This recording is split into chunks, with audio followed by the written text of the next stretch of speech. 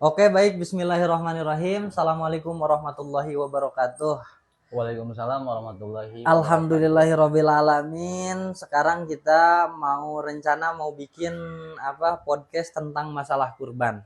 Soalnya kan sebentar lagi kita Idul Adha, ada banyak permasalahan-permasalahan tentang kurban yang masih biasanya mengganjal atau tidak sesuai dengan syariat yang dianjurkan oleh Rasul.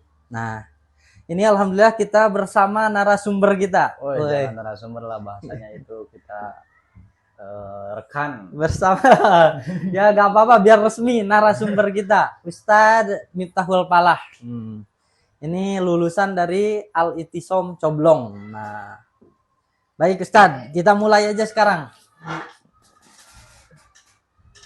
Tentang masalah kurban ini kan banyak di masyarakat ini permasalahan-permasalahan diantaranya yang harus diluruskan.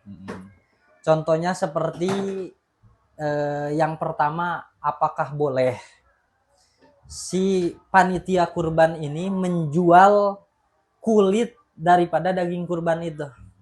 Nah, berarti itu langsung pembahasan ya kita langsung aja pembahasan yang ekstrim. Itu. Jadi sebenarnya udah jelas juga dalam berbagai kitab fikih bahwa mudhohi atau orang yang berkurban itu tidak boleh menjual daging kurban. Ya, enggak cuma dagingnya doang. Ya, berarti mencakup semuanya itu. Kulitnya itu juga sama, tidak boleh untuk dijual. Nah, kemudian yang menjadi permasalahan ini kan panitia. Nah, panitia punya hak apa dia kok menjual kulit kurban? Iya, betul. Gitu kan? Nah, berarti kalau seperti contohnya itu ketika semisal saya akan berkurban, kemudian biasanya diwakilkan ke kiai. Iya, Pak Kiai, saya ingin berkurban. Ini hewannya nanti pas hari Idul Adha tolong disembelihkan, gitu kan? Kalau bahasa cara formal mah. Berarti status kiai itu sebagai wakil daripada mudhohi. Wakil daripada orang yang kurban itu berarti ya. Yang kurban. Nah, kemudian si kiai tersebut bikinlah panitia. Kalau santri-santrinya gitu kan, panitianya itu. Nah, itu status panitia sama kiainya kan wakil daripada mudhohi. Sedangkan al-wakil kalau muwakil. Wakil itu sama hukumnya seperti orang yang mewakilkan. Jadi anggap saja panitia itu seperti orang yang berkurbannya. Oh iya. Oleh karenanya maka tidak diperbolehkan bagi panitia ataupun untuk kiai menjual sedikit bagian daripada hewan kurban itu. Tapi kulit. Itu nggak ada pengecualian lagi. Berarti hukumnya berarti haram, tetap tidak boleh. Nggak boleh. Tidak ada pengecualian. Tidak ada pengecualian. Kecuali kalau memang solusi sih, lebih ke solusi. Bukan ke pengecualian ataupun caranya. Bagaimana supaya bisa jadi bermanfaat. Ya. Kalau semisal untuk dijadikan sesuatu yang bermanfaat itu boleh. Tapi kan gini ya, ada ilahnya, maksudnya daripada itu kan daging si kulit ini kalau dibagikan itu kan orang kerataan nggak mau, dan juga orang ya Kak, kalau dapat kulit dikit mah mereka buat apa gitu maksudnya. Terus daripada si kulit itu nganggur ataupun terbuang, apakah masih diperbolehkan itu untuk dijual?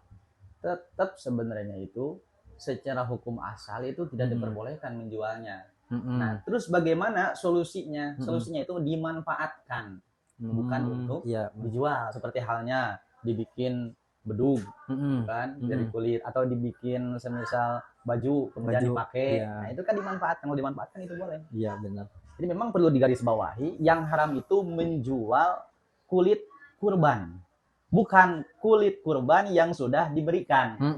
Ya. Jadi harus ada bahasa dari mudhohi. Contoh, semisal saya berkurban, saya wakilkan pada Anda untuk menyembelihnya. Nah, setelah Anda sembelih, kemudian nanti Anda harus konfirmasi ke saya. Ini ada nih kulitnya mau digimanain. Oh, itu mah silahkan untuk Ustadz saja. Nah, ketika ada bahasa seperti demikian, berarti status kulit tersebut bukan kulit kurban lagi. Iya, berarti sudah milik Ustadz gitu berarti. Iya, udah kulit Ustadz itu. Berarti jadi gambarannya gini, orang yang berkurban itu boleh memberikan kepada siapa saja. Iya. Jadi berarti syaratnya berkurban itu tidak harus di masjid saja. Misalkan dia motong di rumah, tapi dia bagi-bagikan. Motong di rumah, kemudian dia bagi-bagikan. Iya, nggak harus di masjid. Harus. Kata siapa harus di masjid. Iya, berarti sunahnya itu memang disembelih oleh sendiri harusnya. Iya.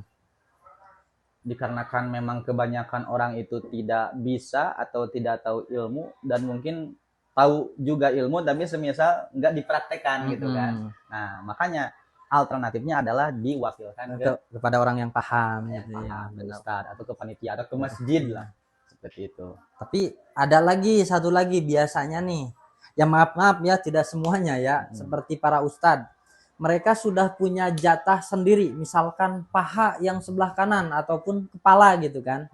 Kalau dia menyembelih ataupun dia diwakilkan, biasanya suka mereka mempunyai jatah itu. Nah, itu jatah itu apa hukumnya? Nah, intinya gini, kata saya juga harus ada bahasa dari orang yang kurban, bahasa memberikan ke si ustadz. Nah, bahasanya itu bukan ketika memasrahkan hewan diberikan ke ustadz itu dalam artian ketika masih hidup, bukan itu, tapi nanti setelah terjadi penyembelihan. Karena yang dinamakan hewan kurban itu kan adalah hewan yang sudah disembelih ya. Hewan yang disembelih di hari raya. Berarti kalau masih berbentuk domba itu bukan daging kurban. Bukan daging kurban ya. Masih hewan ya. Makanya adapun semisal ini udah pastilah jatah untuk kiainya gitu kan. Sebenarnya boleh dengan catatan kiainya fakir. Ada syarat lagi. Nah, itu kiainya fakir. Itu paling repot, paling nggak mau itu soalnya.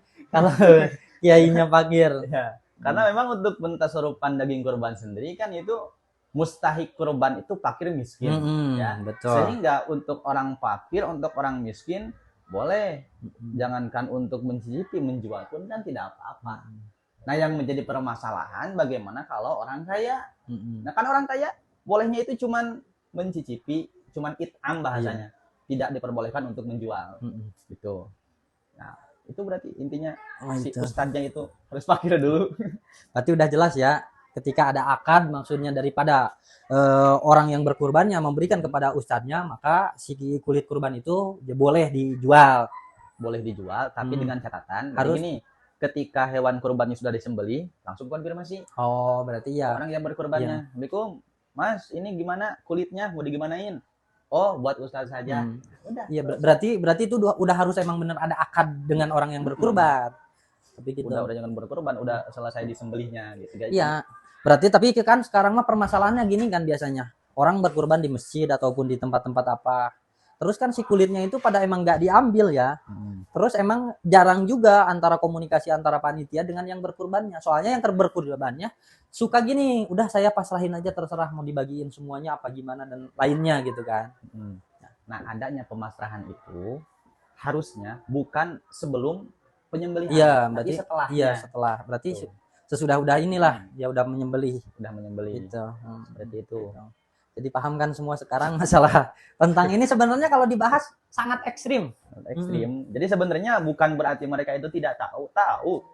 Tapi bahasanya itu kalau misalnya ini terlalu digaungkan nanti kan tidak ada bagian. Nah, itu. Masalahnya itu kalau udah mencakup isi perut ya susah. Proyek bahasanya. Proyek kan? Ya, benar. Ustaz. Proyek 1 tahun sekali. Itu tentang masalah kurban ya. Tentang kulitnya. Tentang kulit kurban banyak sekarang problem.